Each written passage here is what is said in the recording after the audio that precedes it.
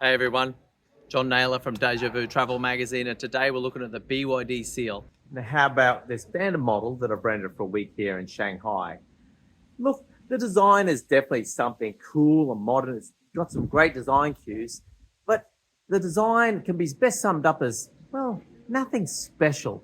And have you seen the color palette? You'll see that there's no special colors in the range that make this stand out in the crowd. So it's kind of just a normal car.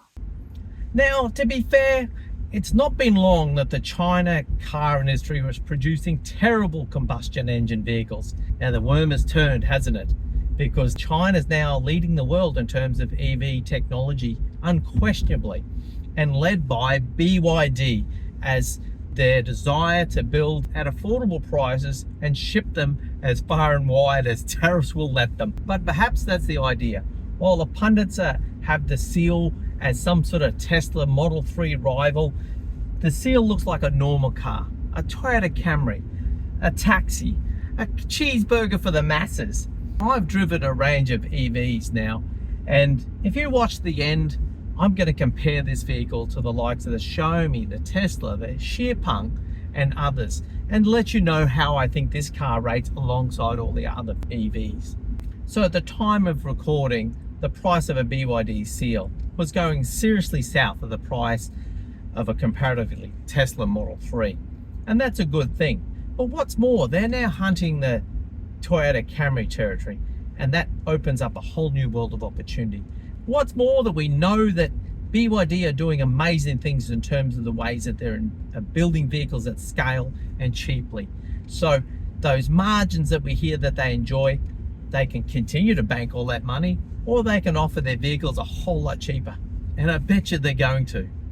Now, it's under the skin, of course, is where BYD have continued to innovate over and above other car manufacturers. Of course, we all expect that this is a structural battery pack that forms a rigidity around the vehicle, and the side impact, resistance and resilience of these vehicles is second to none. Now, what's more, BYD have taken on the next level. There is no floor in this vehicle. Your feet and the footwells are sitting on the battery, and this is the actual battery pack is the bottom of the vehicle. It's ultimately flat and efficient, of course, but it's a big saving because that's another sheet of metal you didn't need. The Japanese auto industry, they've taken it to the next level. They actually did a full teardown on the BYD Seal, and of course they're impressed. Not only about the way this battery pack was inserted into the vehicle, but the massive integration that BYD have done. Take for instance the rear motor in this vehicle. They've taken what Tesla would even do in 3 different pieces of circuitry and put it all into one circuit board. So that's another huge saving, an outcome of BYD doing so much, virtually everything in-house. And what does all this massive integration mean? It means that BYD can punch the Seal out of their factories at cost prices that just can't be matched, and prepares them for the price war that's probably even yet to come. So be prepared to see these vehicles being sold globally at prices that you just can't believe. Anyway, enough of my predictions. Let's talk about what I hate and what I like about the BYD Seal. In the back here, of course, there is 400 litres of luggage space and a 60-40 rear split, and of course a little cubby hole for your battery cables down here, but there's no provision for a spare tyre. Up front there's a 53 litre frunk, but that's not big and round and shaped like a tyre either. Now back in Australia, I'm not going to the outback without a spare tyre, and it's going to be a real pain in the ass to carry one. Another bad point is that the AI seems to be fairly rudimentary. To Shanghai. Navigate to Shanghai. As you can see, it's not making much sense of these basic commands. Another thing that's not so good is that occasionally the vehicle, when it sees too much lane width, will start to wander. And you can see here with the wheel turning slightly, possibly you can even see that the display is actually showing the vehicle wandering in the lane a bit. Another bad point, look at the wear and tear on these window controls. Now, admittedly, this vehicle is 2 years old and a rental hack, but this is seriously making this car look secondhand.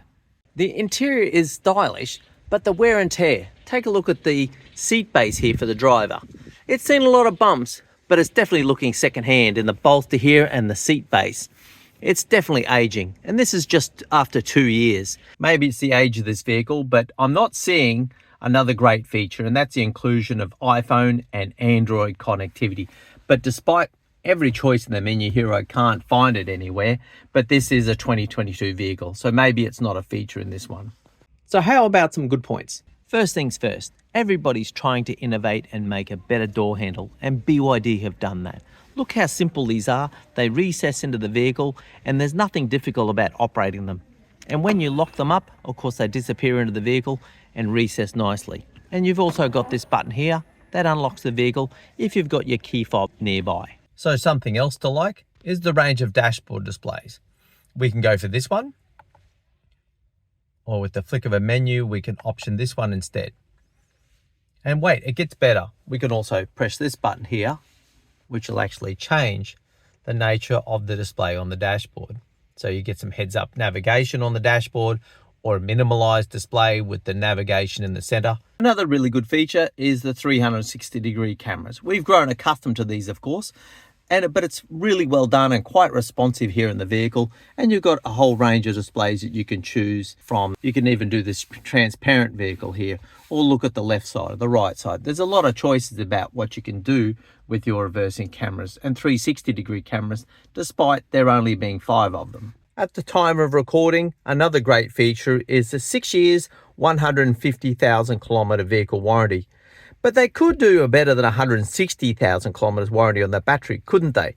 Given others are now offering batteries 10 times that. Most importantly, as a car for the masses, everything is where it should be. Turn indicators, wipers, the drive select, the key fob, everything is as normal. So if you're transitioning from an internal combustion vehicle, this is going to be really simple. So what do I think overall? Look, this base model BYD Seal is not that fast, but who cares? It's got double wishbone suspension and a really fine tune when the driving experience, but who cares? Its design is really modern, but it doesn't turn heads like a Xiaomi SU7, but who cares? This car is a cheeseburger. So how does the BYD Seal compare to the range of EVs I've driven? Up against the Tesla Model Y, an SUV, yeah, I would take the Y. Love driving their Xiaomi SU7, loaded with tech, and it looks so bloody good. I would take the Xiaomi SU7 hands down. Xipeng, or Xpeng, depending on the way you pronounce it, G6, I think it's ugly. And the autopilot is terrible. I would take the BYD Seal. Zeekr 001. I really love the muscular appearance and the driving experience of the 001, so I would definitely take the Zeekr. Ultimately, how about its main rival, the Tesla Model 3? The Tesla Model 3 makes a statement about who you are. The BYD Seal, you're going to have to tell them that it's an advanced EV. But for the price and the feature package and the instrument display where it should be, you know what? Give me the BYD Seal. I have videos about these other cars I've driven, and I have some exciting videos in production and cars that I'm still yet to drive. So to keep in touch with the best of Chinese EVs being shipped to the world, be sure to subscribe to the channel. I'll see you next time.